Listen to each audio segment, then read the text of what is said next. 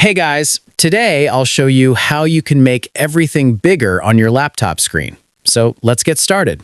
First, take a look at something on your screen like File Explorer so you can clearly notice the difference after changing the settings.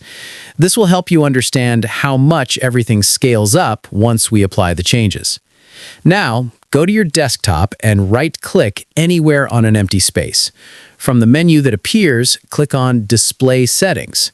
This will open the main screen where you can control how things look on your display. Once you're inside Display Settings, scroll down a bit until you find the option called Scale. This setting controls how big or small everything appears on your screen, including text, apps, and icons. By default, it will be set to a recommended value, but you can increase it to make everything larger and easier to see. Simply click on the drop-down and choose a higher percentage. As soon as you select a bigger scale, your screen will automatically adjust, and you'll notice that everything becomes larger instantly. If you want even more control, you can also enter a custom scaling value and set it to whatever size you prefer. Just keep in mind that extremely high values may make things look too zoomed in, so adjust it according to your comfort.